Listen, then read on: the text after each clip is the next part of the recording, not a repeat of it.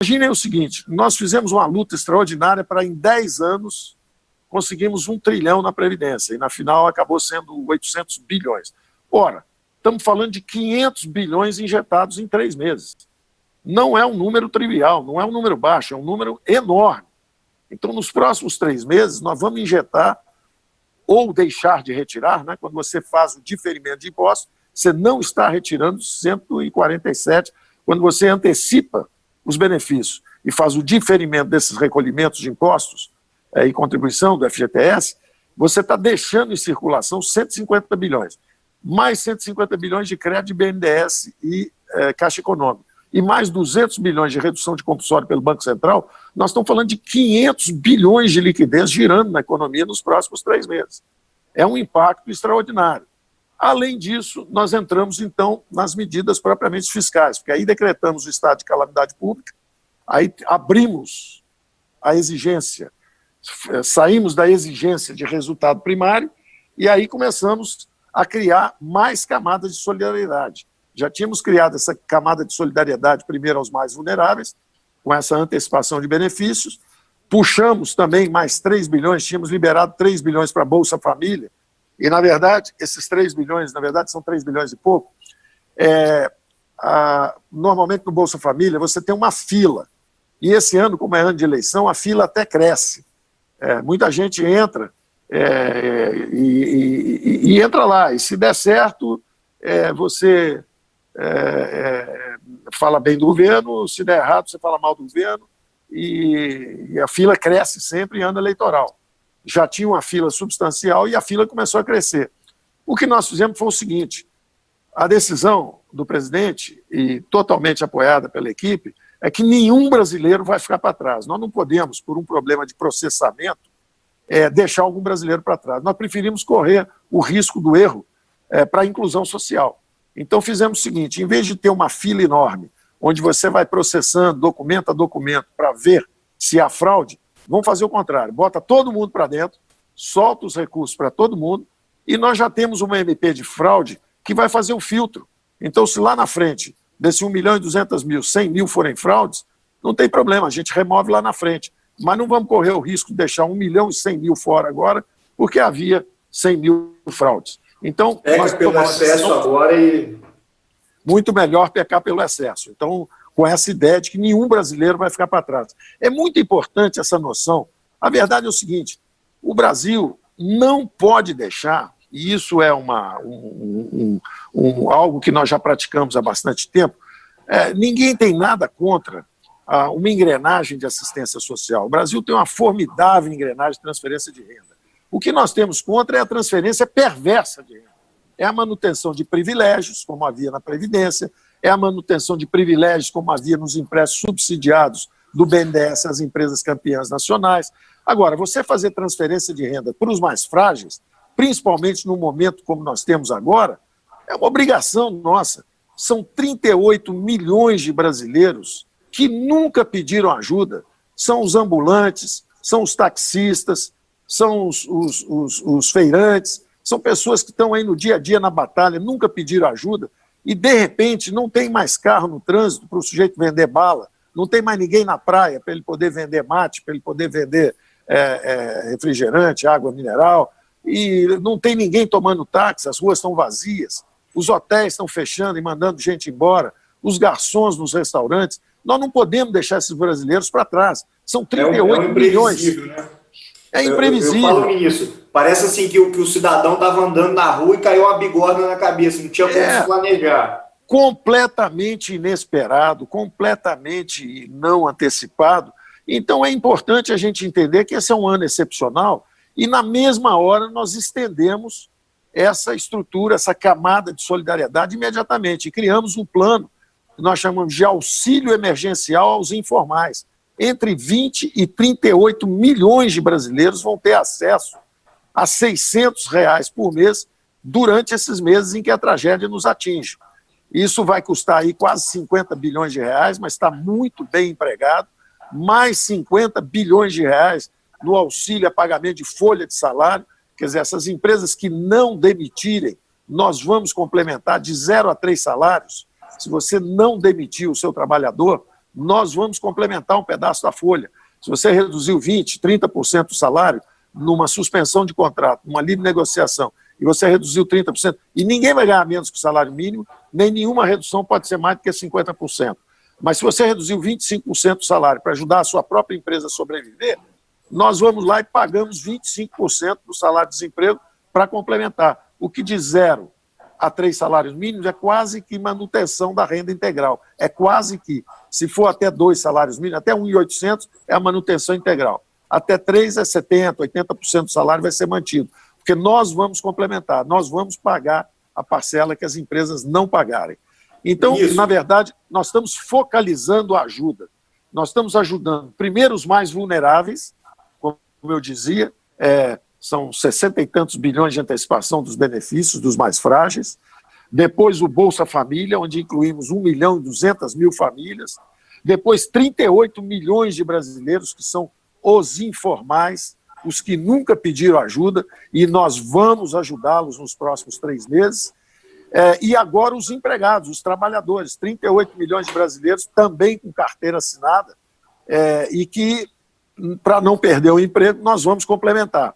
Além disso, jogamos agora 2 modalidades de empréstimo também focalizado, porque quando nós reduzimos os compulsórios, boa parte da liquidez ficou empossada nos bancos. Naturalmente, o banco fica com medo de fazer o empréstimo, a empresa está com interrupção do fluxo de caixa, não está conseguindo fazer os pagamentos.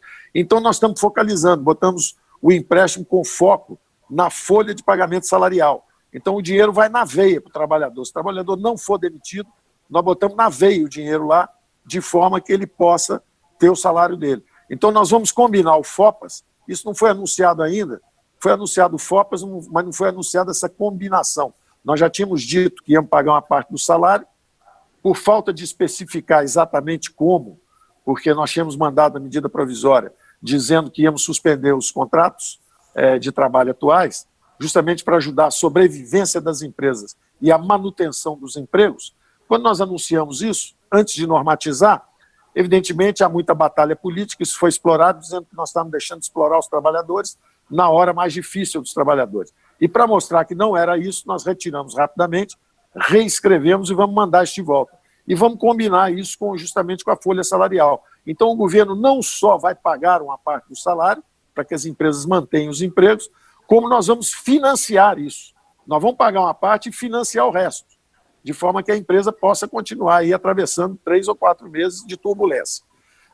Então, os 200 milhões de redução de compulsório, aí os 200 bilhões, aí você pega agora 150 bilhões de BNDES, Caixa Econômica Federal, são 350. Você pega 150 bilhões de diferimentos de arrecadação e antecipação de benefícios, são 500 bilhões.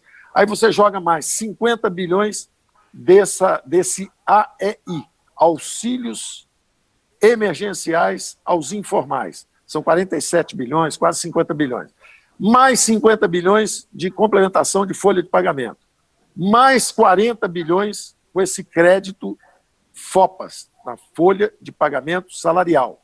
Você está falando aí de uns 500, 600, 650 bilhões, mais 88 bilhões para os governadores, estados e municípios. Inclusive, não anunciamos ainda, mas vamos fazer também os municípios também. Rolamos a dívida dos estados, mas vamos também rolar a dívida dos municípios. Quando você bota isso tudo junto, já passou de 750 bilhões, está subindo, já estamos em 4,8% do PIB, vai ser realmente um déficit extraordinário, de déficit primário, não tem problema, não vamos deixar os brasileiros para trás, essa onda passa, são 3 ou 4 meses do impacto, isso vai passar, já está, a coisa da saúde já está mais ou menos mapeada, o choque chega, sobe, escala, fica 2, 3 meses lá em cima e desce. Quando ele descer, nós temos que ter condições de começar a sair da crise rapidamente. Então, nós vamos lançar uma ponte de 750 bilhões no momento. Pode subir, se for o caso. Agora, o que é mais importante? E eu faço questão de dizer isso, porque nós vamos precisar de apoio para isso. Justamente nós entendermos que isso é um momento emergencial, é um ano excepcional, o déficit dá esse tiro para cima, mas não vamos esquecer das nossas conquistas. Nós cortamos 1 trilhão de crescimento na Previdência, são 100 bilhões por ano. Nós cortamos também, nos próximos 4 anos, 400 bilhões de juros. Esse ano, por exemplo, são 120 bilhões a menos de juros. Dinheiro que está disponível justamente para a gente gastar em saúde, gastar em outros espaços. Então, como é que nós temos que fazer? E encomendamos os gatilhos salariais dentro da PEC, de forma que as 3 grandes despesas que levaram o Brasil ao inferno, as empresas que estavam fora, as despesas que estavam fora de controles, quer dizer, desde o início na campanha eleitoral, nós sempre dissemos o seguinte: o Brasil está com um caso crônico de excesso, de descontrole sobre gastos públicos. O primeiro grande descontrole é a Previdência. Fizemos a reforma da Previdência. O segundo foco de descontrole é exatamente os juros. O Brasil gastava 400 bilhões de juros todo ano. Esse ano nós vamos gastar menos de 300 bilhões, exatamente pelas reformas que fizemos. Desalavancamos os bancos públicos, quebramos a dinâmica de endividamento em bola de neve, os juros foram caindo em função dessas reformas, e então começamos a trabalhar com juros de 10 anos a 8%, 7%, e é isso que vai destravar os investimentos, alongando os horizontes. O Brasil já estava entrando nesse ciclo virtuoso. Então, na hora que nós começarmos agora, nesses 3, 4 meses que vem à frente, a destravar os investimentos com saneamento, com o setor elétrico, com a partilha, com o setor de cabotagem, na hora que nós desobstruirmos isso, aprofundando as reformas, todo mundo vai entender o seguinte: foi um ano onde se gastou muito, mas as reformas estruturais garantem o crescimento e a retomada logo ali na frente, e mais do que tudo, além das emergenciais, nós precisamos das estruturantes, porque as estruturantes é que garantem que nós não vamos degenerar num ciclo de responsabilidade fiscal. Nós vamos fazer, nós criamos as defesas contra o coronavírus e nós vamos pagar em 1 ano essas despesas do coronavírus. Nós não vamos empurrar esse custo para as futuras gerações. Nós não vamos deixar voltar a dinâmica de endividamento em bola de neve. Nós vamos pagar isso. E nós temos formas de pagar. Nós vamos vendendo, vamos fazer como fizemos no ano passado também, vamos desalavancando em outras. O ano passado o Banco Central vendeu 30 bilhões de reserva, 26 bilhões, 27 bilhões de dólares de reserva. Ele ajudou a bloquear o endividamento em bola de neve. 140 bilhões de endividamento que existiriam foram esterilizados, não deixamos crescer. O BNDE também desalavancou naquela época. Agora o BNDE não vai desalavancar. Cada hora nós usamos uma ferramenta diferente. Nós vamos ter que usar ferramenta diferente. Mas a estrutura de combate é a mesma. A estratégia é a mesma.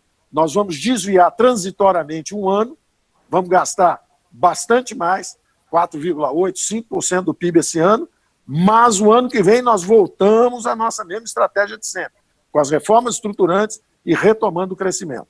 Então eu queria dizer isso para vocês. Deixa eu só acabar com 1 minuto também de coisas um pouquinho mais específicas. Primeiro, para dizer que a equipe está muito focada, o presidente está focado, a equipe está focada, o alerta que o presidente fez, nós estamos numa democracia, é perfeitamente cabível que o presidente lance um alerta.